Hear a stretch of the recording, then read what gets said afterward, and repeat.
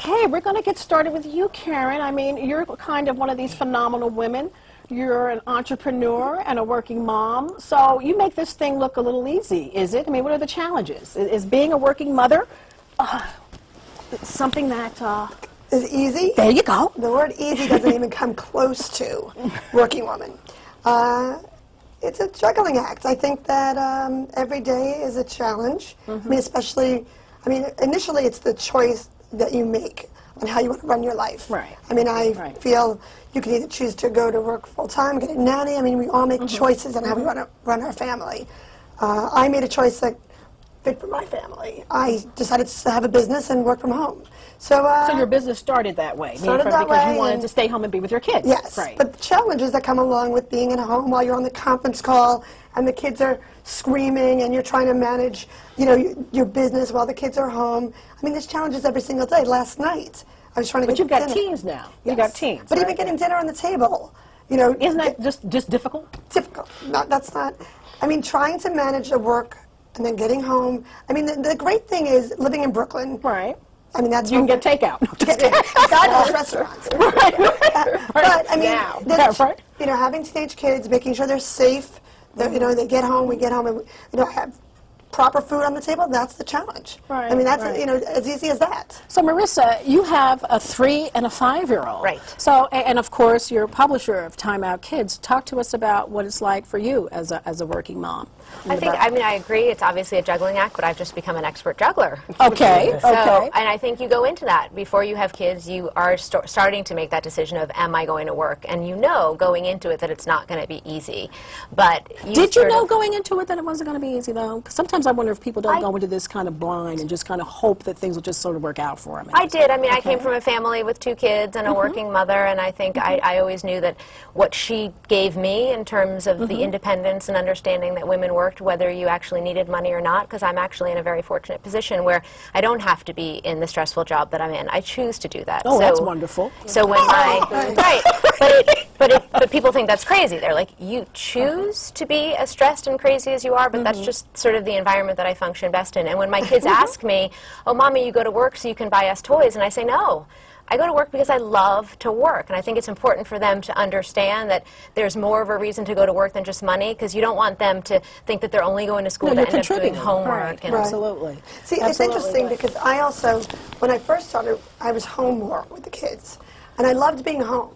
But all of a sudden, being home was not that glamorous. I really was thirsty to get back into the workforce, because it's great to play on the floor and whatnot, but I do now agree with you. I think it's for my mental health. But do our children miss out because we've opted to work? I think the kids are missing out. You think they are missing out? Absolutely. I think you can't be all mother and all career person at the same time. You just can't. Really? It's sort of, yes. I think just like you can't be a full-time career person, you're not the full-time mother, you're not, it's like I would be lying to myself if I would think it was otherwise. I disagree. They don't have a total. I disagree. That's it. Okay. Well, to each his own, but and I'm the only one here that doesn't have children. So now, but I listen to the option of working, and I know lots of people who don't have the option of not working. So living in Brooklyn and raising children is a real challenge for them. It's expensive, they say. Safety is the issue. Education. Right. So how does that play out? We're going to explore that, but I think it's kind of interesting that you have this point of view about because like kids missing out, because there have been studies that indicate that women who work are actually happier and their kids do not suffer from our work. But I think children throw it back at you sometimes when they when they become teenagers or adults. Either they use that as just bait or stuff like that. But I think kids sometimes tend to say to you, "Well, you weren't there." Or you can't, and sometimes we have to make those choices. We can't always be there every single time. Right. We have to make, the choice of our career over at meetings or events we have to attend. Laura, I am that. I hear what you're saying. I understand.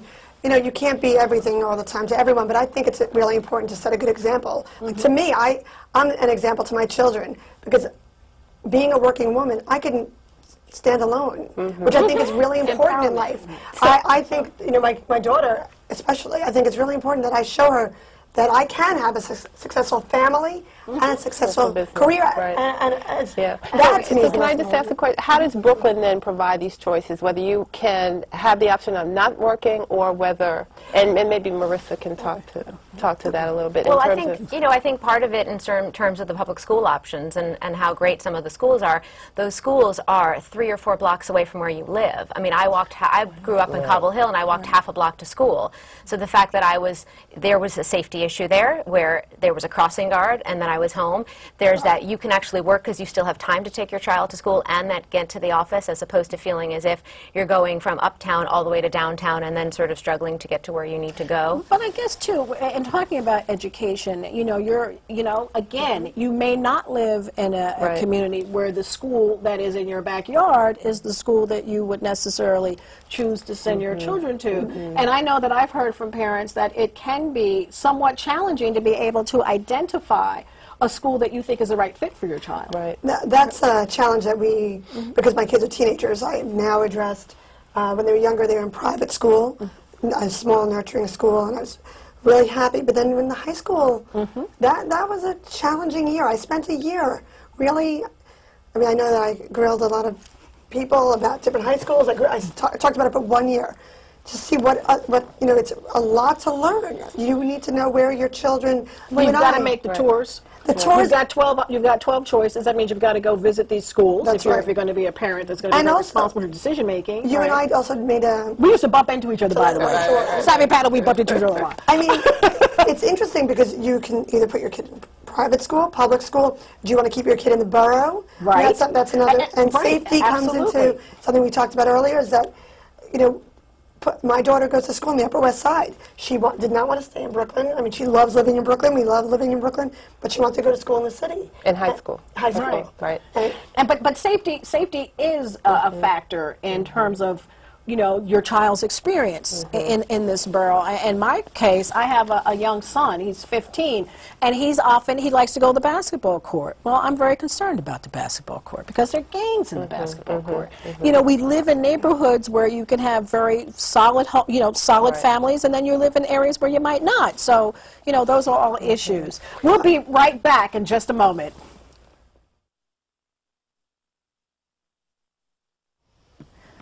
Okay, we're back, and we want to pick back up on this whole issue around safety and teens. So you, of course, have a daughter.